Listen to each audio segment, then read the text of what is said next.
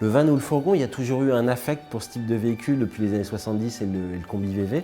Le camping-car, lui, va avoir une image un peu ringarde et pas forcément hyper sexy.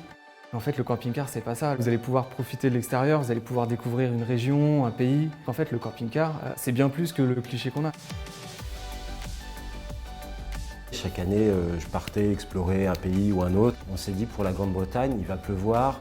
On se met en recherche d'un camping-car. Et là, je vois que les budgets, ils sont minimum de 250 € par jour sur l'été. Et c'est tout simplement extrêmement cher et au-delà de ce que moi, je pouvais me permettre. Je suis allé sur Le Bon Coin, j'ai vu qu'il y avait déjà 1800 propriétaires de camping-cars, van ou fourgons qui proposaient leurs biens à louer. J'en ai appelé 30, aucun ne m'a dit oui. Tous avec leurs bonnes raisons. Moi, je veux pas qu'il y ait d'enfants, moi, je veux pas qu'ils sortent de France. En fait, offre et demande ne se rencontraient pas. J'étais en recherche d'un projet d'entrepreneuriat.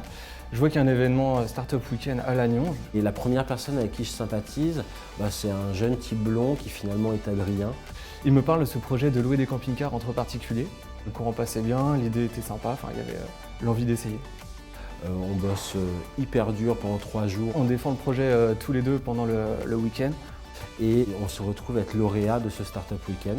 Et surtout, le jury nous dit vous tenez quelque chose, allez-y. À l'époque, on est au début d'Airbnb, Blablacar commence à exploser en France. C'est le tout début de l'économie du partage. On mange, dort, camping-car tout le temps, tout le temps, tout le temps. Le gros du travail, c'était imaginer comment ça pouvait marcher et comment sécuriser aussi bien le propriétaire que le locataire. Benoît, lui, se met à rechercher une assurance. Pendant ce temps-là, lui, Adrien, monte le site. On part sous le nom jelouemoncampingcar.com. On lance le site début mai 2012. Le site était vraiment très basique. Il y avait une page d'accueil, une page de recherche, une page d'annonce. Tout fonctionne, mais derrière, rien n'est automatisé. L'idée, c'était bien d'avoir un MVP qui nous permettait de commencer à recruter des propriétaires.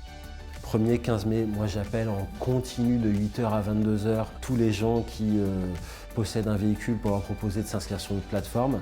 15 jours après, on a 35 annonces déposées et on peut ouvrir notre service et faire savoir aux voyageurs que oui, on dispose bien d'un stock de véhicules à louer et que le service est officiellement lancé. Première location le 29 mai et là, c'est un peu la consécration de 6 mois de travail. On se dit, c'est génial, il y a vraiment un propriétaire qui va louer son camping-car à des gens qui vont l'utiliser, c'était pour partir en week-end.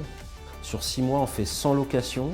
Il y a un marché, c'est très encourageant pour la suite. Maintenant, il nous suffit juste de changer d'échelle pour rendre les choses viables et construire une boîte à partir de ça. En 2013, l'enjeu, c'est d'industrialiser.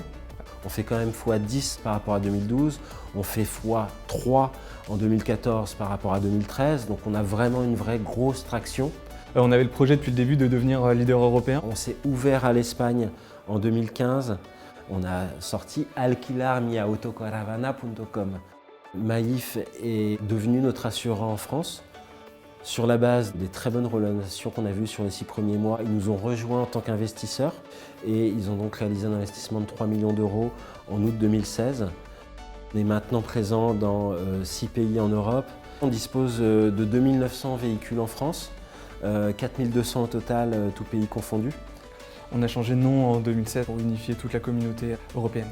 On a choisi Yescapa pour le côté Yes, let's escape. Oui, on part en escapade, nos escapamos.